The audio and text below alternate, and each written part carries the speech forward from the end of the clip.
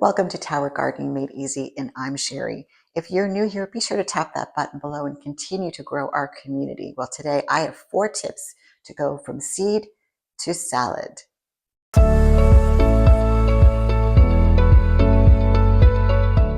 Welcome back. So today I want to review 4 tips on how to get the best dwarf tomato on your garden tower. So I'm going to get right into this today. So the first tip that I want to talk about, obviously, is the seed. And I'm going to put right here the type of seed that is on this tower that I put obviously in the nursery first and got it going and then planted it into the tower. It is a very special indoor dwarf tomato, and they are yellow, red, orange. There are 2 different kinds. And you can go right to the website, which is towergardeningmadeeasy.com. Go under my favorite seeds, and it's right there. But let's talk about the different kinds of seeds. So you want to be able to grow a small variety on the tower. Now, when I first put this tower together of all tomatoes, I did an experiment. Obviously, I put the dwarf tomato, and they obviously have been the best. But I did, if you go look back in the old videos, I did a halo, and there are a couple over here. Well, and I'll show you that in a minute. They were called Big Reds. And they were your average garden, good-sized tomato. But the problem is that they get too big. Not so much the tomato, but the actual plant. So it was like growing out to here, growing up here, and it was shadowing or canopying is the word I love to use, the dwarfs. So I made the decision, enough, and I cut most of them back with the exception of a few that actually have fruited, and I've let them just go ahead and ripen. They're almost there. But to do it all over again, so I'm going to save you the trouble, is really just get this packet of seeds. I'm not trying to endorse it, but I'm simply saying this is what's worked for me, and I've already harvested a bunch off of the tower. So save yourself the trouble of wasting 3 to 4 months of growing and ending up with something that's just mammoth, and that it takes over your entire tower, and it shadows the other things that you have growing on there. It's just the garden variety is too big. Stick with the dwarf, and this is the seed that I love. So click on, go right to my website. It is right there in the seeding. Click on purchase, and it will take you right exactly to where to purchase it. I want to say it's 100 seeds, and 100 or a little bit more. They are a little pricey. I think they're around $7, but I think I still have half a packet left. But I want to show you the difference. Let me just get up real close, and you can see. These are the dwarf that I have not harvested because I wanted to do this video, and they're lovely. Okay, we're probably going to take those off at some point today because I'm going to need them for salad today. And then here's the garden variety of the Big Reds. So you can see all those cherry tomatoes versus right here, there's just 2 of these. And honestly, with this cluster, I want to believe that there was a few more, and these, as you can see, are still ripening, but they're not much bigger than a cherry. And I wasted a lot of time by letting the leaves and the stems get mammoth, and it just really took over. So save yourself the trouble and just do the indoor dwarf. I think Tim Tom or Tom Tim is another variety of seed that people use. I haven't tried those, but obviously you can see this tower is very healthy. And again, I've harvested a bunch of the red, and up here, I'll get up close so you can see this one too. There's a yellow right there, and the yellow, I actually ate some of those last night in a stir fry, and they were delicious. So again, save yourself the trouble. Tip number 1, get the right seed.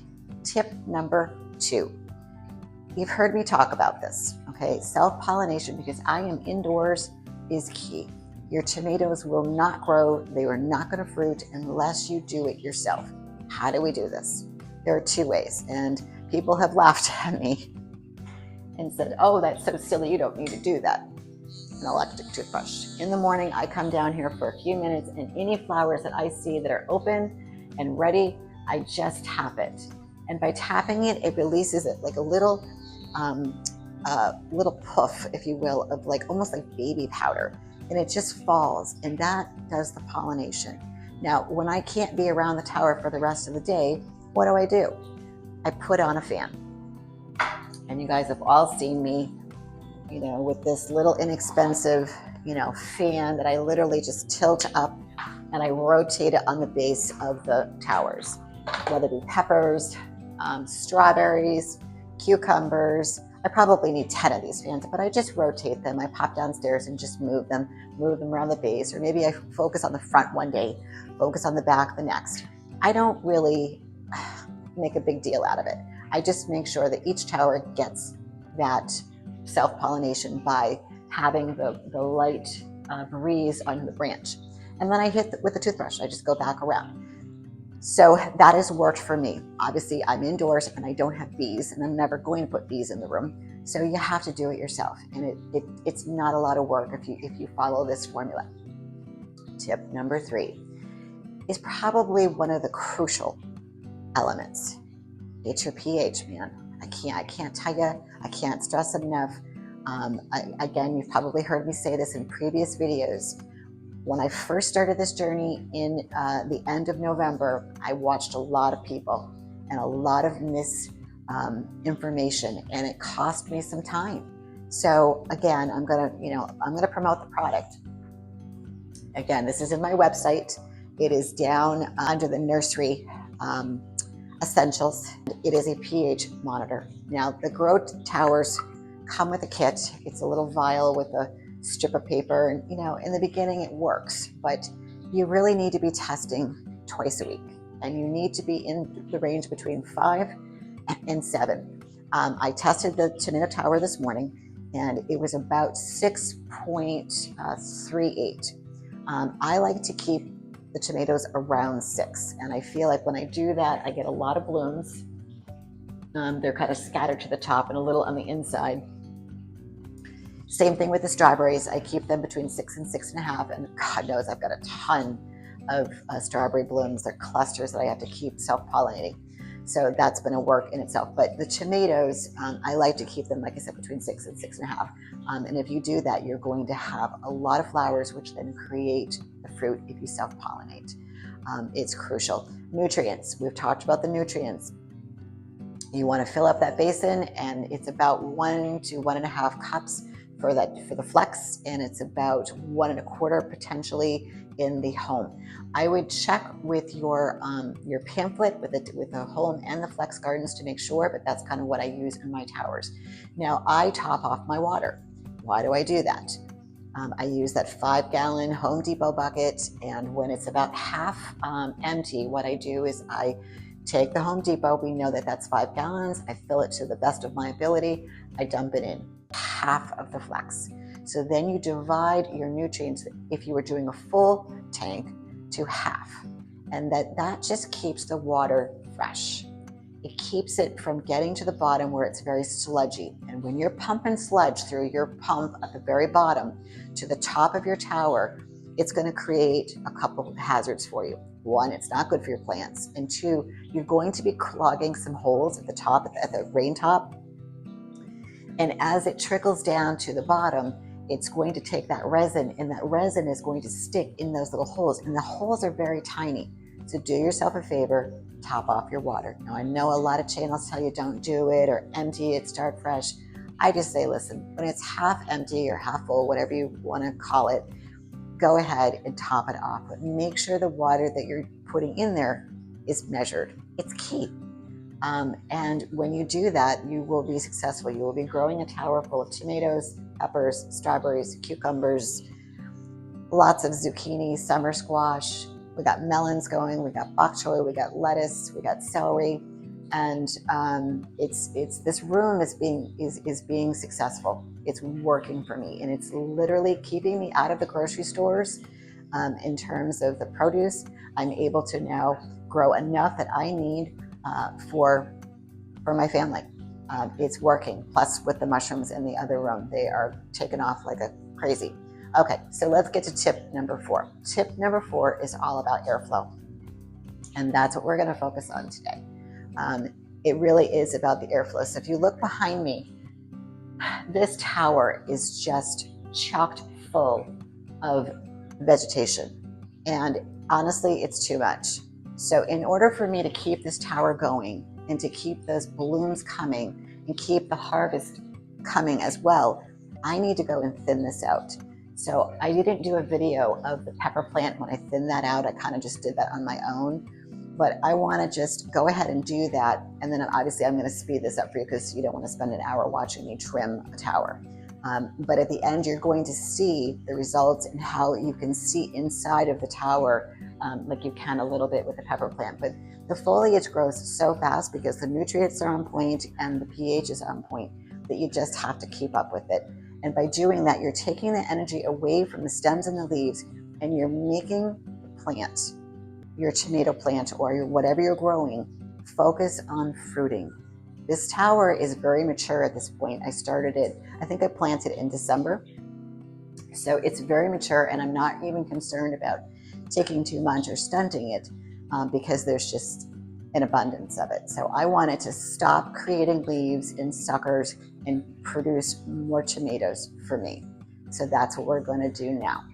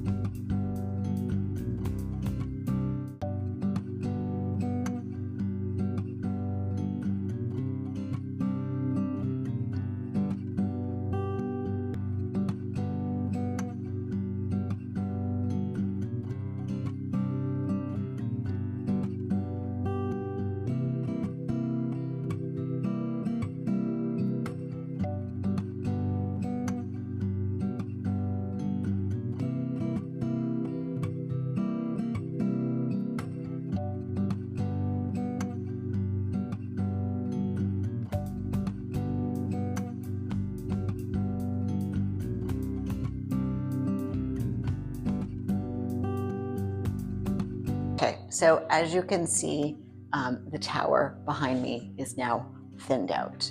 And you want to do this to just give it that maximum airflow, encourage the tower to continue to grow, pump in some air and taking off those leaves that are inside close to that net pot that they don't matter. If you strip them down, not only is it going to give that net pot some air, it's going to give the vine some air, it's going to continue to force the energy back into the fruit so you get flourishes like this and this and this. On the back side of the tower, this is plugged in, so I couldn't go all the way around. But there's a lot of tomatoes, so I don't want to disturb them until I harvest them, and they're not quite ready, they're quite green. So I'm going to leave that back section alone. As you can see, I focused here. So don't be afraid to prune. Don't be afraid to cut back, and be sure that when your tomatoes are ready to harvest them, because it's only going to make that plant go, oh, they need more tomatoes. So I hope you enjoyed this video. I want you to check out a video that I did early on that actually kind of went viral. It's called Upskirting, and I'm going to put it right here so you guys can see it. It really does show you up close and personal about how to do that self-pollination, because that really is an important step. So go ahead and check that out, and we'll see you very soon.